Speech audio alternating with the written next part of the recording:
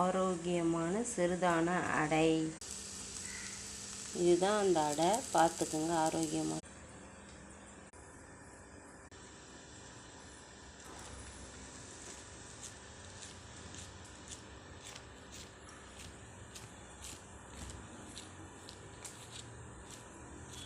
இது நானே ரெடி பண்ணேன். இது பச்சை மிளகா, வெங்காயம், இஞ்சி போட்டு இந்த அடை ரெடி பண்ணி.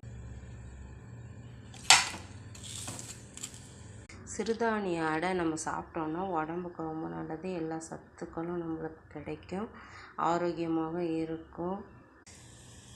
இதை இப்படி ஒரு திருப்பி நல்லா வேகணும். வெந்த பிறகு கொஞ்சம் கோல்டன் கலரில் ஆகும். ஆன பிறகு இந்த வடையை